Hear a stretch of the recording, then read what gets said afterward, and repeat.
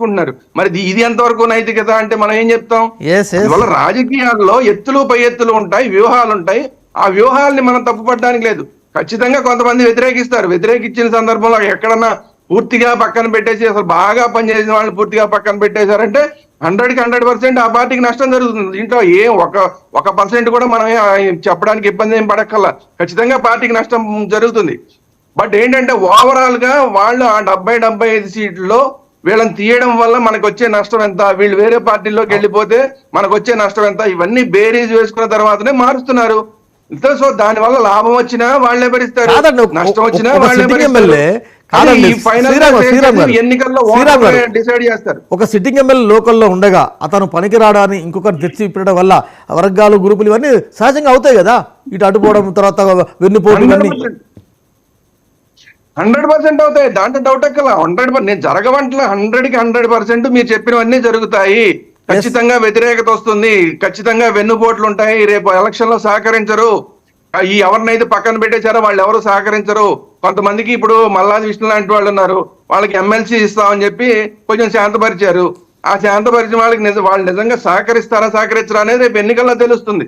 ఇప్పుడైతే సహకరిస్తున్నట్టుగా కనబడుతుంది పైకి, కానీ వాస్తవంగా సహకరించరా అనేది ఏం జరుగుతుంది? అతనికి వాళ్ళ సీటే లేకుండా పోతుంది. అతను మొదటి అదే సీట్లో ఉన్న వస్తున్న వ్యక్తి చేస్తే రేపు పొద్దున ఆ నియోజకవర్గాన్ని తన చేతిలో వదులుకున్నట్టే. అలా ఎవరు సహకరిస్తామని చెప్తారు. బట్ ఈ నష్టాలన్నింటినీ బేరీజ్ వేసుకుంటాయి ప్రతి పార్టీ. వేసుకున్న తర్వాతనే దానికన్నా వచ్చే లాభం మీద వాళ్ళకి కనబడి ఉంటుంది. ఆ లాభానికి సిద్ధపడుతున్నారు. నేను అనేది అది. సో ఈ నష్టమా లాభమా అనేది ఫైనల్ గా ఎన్నికల్లో ఓట్లు వేసిన తర్వాత అప్పుడు తెలుస్తుంది తప్ప ముందు మన అంచనా ఏంటి? మనం అనుకునే ఏంటి? చాలా నష్టం జరిగిపోద్ది అనుకుంటున్నాం. జగన్మోహన్ రెడ్డి గారు ఏమనుకుంటున్నారు? ఈ నష్టం కన్నా మనకు వచ్చే లాభమే ఎక్కువలే, మనమే గ్యారంటీగా అవుతాం అనుకుంటున్నారు. ఓడిపోవడానికి 175 అనుకున్న వ్యక్తి ఒక్క సీటు కూడా వదులుకోవడానికి ఇష్టపడ్డు. అయినా సరే కొంతమందిని వదులుకుంటున్నాడంటే ఏంటి? దానికి వేరే ఏదో ప్రత్యామ్నాయం అది వాస్తవంగా ప్రత్యామ్నాయం నిజమైన ప్రత్యామ్నాయమా, లేకపోతే ఎడారిలో ఓయాసిస్లు కనబడతాయి, నీళ్లు కనబడుతుంటాయి, అక్కడ నీళ్లున్నాయి అనుకుంటాం. అవి నీళ్లు ఉన్నాయా లేవా అనేది అక్కడికి వెళ్ళిన తర్వాత తెలుస్తుంది. ఇది ప్రజలు డిసైడ్ చేస్తారని చెప్తాను. కానీ రెండు బలమైన కేస్ స్టడీస్ మనం చూసుకోవచ్చు. తెలంగాణ ఎన్నికలు, తర్వాత కర్ణాటకలో బీజేపీ చాలా మట్టుకు సేమ్ జగన్ లాగానే మార్చి ఓడిపోయింది. తెలంగాణలో మార్చక ఓడిపోయారు. రెండు కేస్ స్టడీస్ మన కళ్ళ ముందు కనబడుతున్నాయి కదా మన దక్షిణ రాష్ట్రాల్లో.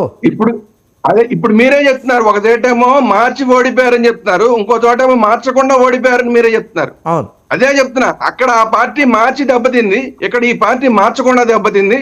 రేపు పొద్దున వైసీపీ మార్చి దెబ్బతిందా అనేది మనం ఎలక్షన్ తర్వాత మళ్ళీ మనం డిసైడ్ చేసుకోవచ్చు.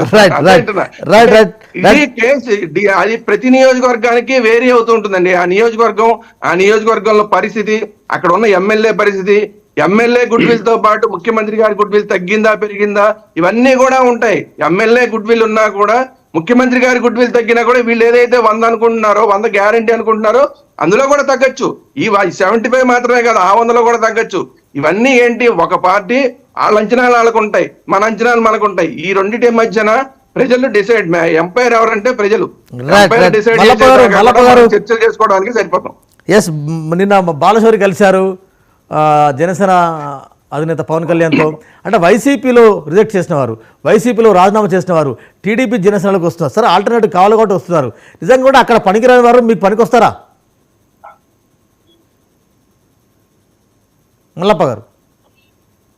సార్, యాక్చువల్ గా ఇక్కడ మనకు అక్కడ పనికిరారు వారు అనేది అది రాంగ్.